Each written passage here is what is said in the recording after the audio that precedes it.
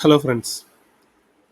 இன்றைக்கி நம்ம வீடியோவில் என்ன பார்க்க போகிறோம் அப்படின்னா, நார்மலாகவே நம்மளோட பிளக்கின்ஸ் சம்டைம்ஸ் வந்து பார்த்திங்கன்னா ஆட்டோமேட்டிக்காக அப்டேட் ஆகிடும்.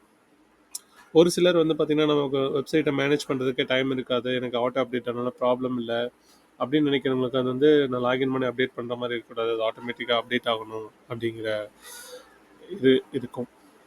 ஸோ அதனால் நம்ம இன்றைக்கி என்ன பார்க்க போகிறோம் அப்படின்னா, எப்படி வந்து ஆட்டோ அப்டேட்டை வந்து எனேபிள் பண்ணுறது, இல்லை எப்படி டிசேபிள் பண்ணுறது அப்படிங்கிறத பற்றி நம்ம இன்றைக்கி நம்ம வீடியோவில் பார்ப்போம்.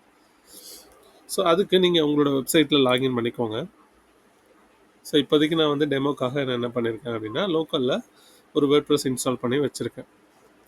ஸோ இங்கே வந்து பிளகின்ஸ் பேஜ் போயிடுங்க.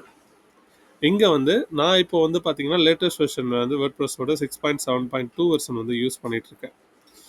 ஸோ நீங்களும் இந்த மாதிரி லேட்டஸ்ட் வெர்ஷன் யூஸ் பண்ணுறீங்க அப்படின்னா பை டிஃபால்ட் உங்களுக்கு ஆட்டோமேட்டிக்காக எனேபிள் ஆர் டிசேபிள் பண்ணுறதுக்கு ஆப்ஷன்ஸ் வந்து வித்தின் வேர்ட்ப்ரெஸ் கோர்லேயே வந்துடும். நீங்கள் அடிஷ்னலாக பிளகின் இன்ஸ்டால் பண்ணணுங்கிற அவசியம் இல்லை. ஸோ பை டிஃபால்ட் வந்து பார்த்தீங்க அப்படின்னா உங்களுக்கு அது டிஃபால்ட்டாக டிசேபிள் ஸ்டேட்டஸ்லாம் இருக்கும். இப்போ சப்போஸ் நீங்கள் ஒரு பிளகினுக்கு வந்து ஆட்டோ அப்டேட் எனேபிள் பண்ணணும்னு நினைக்கிறீங்க அப்படின்னா ஜஸ்ட் இந்த செக் பாக்ஸை வந்து கிளிக் பண்ணிக்கோங்க இந்த பிளகின் லிஸ்ட் பேஜில். பண்ணிவிட்டு இந்த ட்ராப்டவுனில் போயிட்டு எனேபிள் ஆட்டோ அப்டேட்ஸ் அப்படின்னு சொல்லி கொடுத்துட்டு அப்ளைன்னு சொல்லி கொடுத்தீங்க அப்படின்னா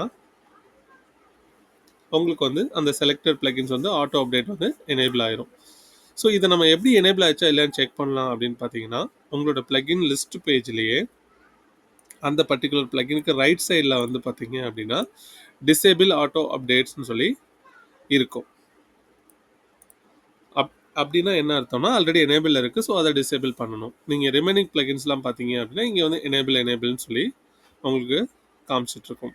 இப்போ சப்போஸ் நீங்கள் இந்த லிஸ்ட் பேஜில் ஒரே ஒரு பிளகின் மட்டும் தான் பண்ண போகிறீங்க அப்படின்னா நீங்கள் ரைட் சைடில் வந்து ஜஸ்ட் இதை கிளிக் பண்ணால் கூட போதும், உங்களுக்கு இது ஆட்டோமேட்டிக்காக உங்களுக்கு எனேபிள் ஆயிடும்.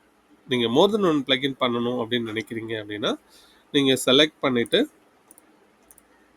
மேலே வந்து இந்த ட்ராப் டவுனில் எனேபிள் ஆட்டோ அப்டேட்ஸ்னு சொல்லி கொடுத்துட்டு அப்ளைன்னு சொல்லி கொடுத்தீங்க அப்படின்னா உங்களுக்கு வந்து ஆட்டோமேட்டிக் அப்டேட் வந்து எனேபிள் ஆகிடும். இல்லை எனக்கு வந்து டிசேபிள் பண்ணணும், ஆல்ரெடி எனேபிள் இருக்குது, நீங்கள் டிசேபிள் பண்ணணும்னு நினைக்கிறீங்க அப்படின்னா நீங்கள் அதை ஜஸ்ட் செலக்ட் பண்ணிவிட்டு டிசேபிள் ஆட்டோ அப்டேட் கொடுத்து அப்ளை கொடுத்தீங்க அப்படின்னா அது வந்து டிசேபிள் ஆகிடும். ஸோ இது வந்து டிஃபால்ட் நம்மளோட கோர் மெத்தட் வச்சு பண்ணுறது.